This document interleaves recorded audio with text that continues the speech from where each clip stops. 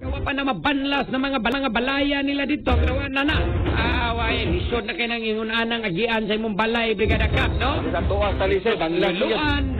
Grabe yun ang kabalayan. Gibanlas, umayo niya matay. Di na mabasta-basta ni nga tubiga, magahigala kung sa pagkititaw ni Bayin. O, nag-iingo na to kung sa maning rason, ani. No? Ipahigmata, magitag maayo.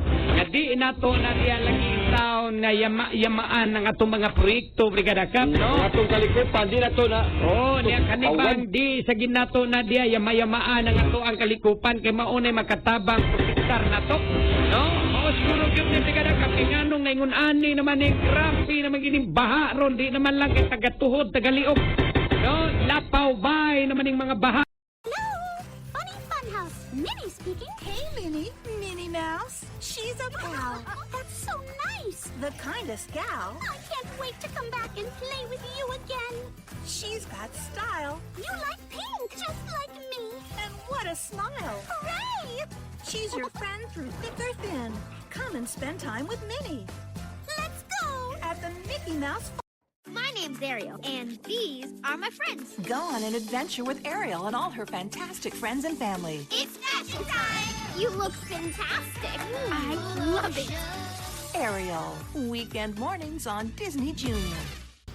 Let's go, baby. Come on now. I get strong. You get strong. Hey guys, done for some deep sea fishing? Crack of dawn Saturday? Oh, let's go, baby. What time are you heading back? We'll be back by dusk. We're gonna be all right. We're four big, strong men. Well, you can't bench press the ocean. Look at this haul. This weather is not good. We gotta wrap it up. Nicholas, it's Mom. I know you went out fishing this morning. This big storm's supposed to hit. Love you, hon. Bye. Get back to the boat. I get strong. You get strong. You get strong. Let's go. Let's go. Let's go. Come on. This is now a rescue mission. We've got some men out in the open water. 4 men in the middle of a giant storm.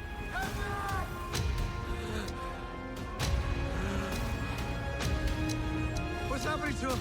Hypothermia. Captain, is my boy still alive? Let's turn this thing up. I'm gonna do everything in my power to bring him home safe and sound. Right now. Let's go. No official. Weather getting worse. We are not done yet. Hang on. I love you.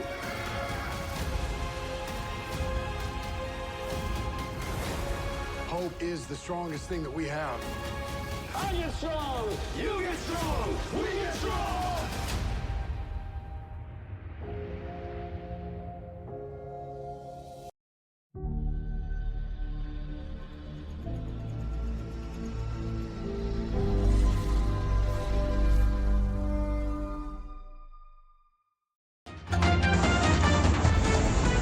Dahil sa malakas na buhos ng ulan, nagmistulang talon ang bahagi ng bundok na ito sa Cebuco, Zamboanga del Norte. Ang nasa tabi nitong kalsada, tila naging ilog.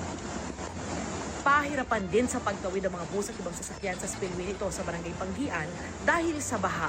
Ang spillway ay ginawang pansamantalang daanan dahil inaayos pa ang malaking tulay doon na nasira noong 2023 dahil sa LPA. Dito po kami dadaan sa poblasyon to Puruan, Zamboanga City. Galing sa Zamboanga City to Cebuco, doon din. Sa Barangay Lipuno, nahulog sa kalsada ang malalaking tipak ng bato matapos umanong lumambot ang lupa.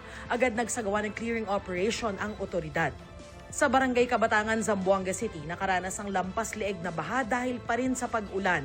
Sa Barangay San Jose, Guso, isang sawa ang natagpuang lumalangoy sa hanggang bewang na baha. Nahuli na ang sawa pero wala pang detalye kung na-turn over na sa DENR. Binahari ng ilang barangay sa Barangay Ayala at pahirapan sa pagtawid ang mga residente. Mistulang dagat ng kalsada dahil sa baha sa Talungon, Barangay San Roque na umabot na rin sa mga bahay. Ayon sa CDRRMO, mahigit 1,000 pamilya ang apektado ng baha sa 15 mga barangay sa lungsod. And to monitor the weather situation, of course, the DNMCs are still on heightened alert. Sa Maco, Davao de Oro, rumaragas ang baha ang tumambad sa mga residente kasabay ng malakas na buhos ng ulan. Kusog na pagbalik ang ulan. Pahirapan ang pagdaan ng mga motorista dahil bukod sa lalong lumakas ang buhos ng ulan, may kasamang putik at bato ang tubig. At pinasok na rin ng baha ang ilang bahay. Sapa nga murag karsada ni. Oh?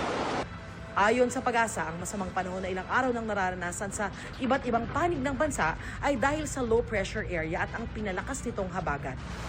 Ayon sa DSWD, o Department of Social Welfare and Development, libo-libo ang apektado ng pagbaha, kabilang ang mahigit 8,000 individual sa Bulacan. Sa aming pinakahuling tala, yung mga pamilyang apektado ng habagat ay nabigyan na po ng mga family food packs and other non-food items.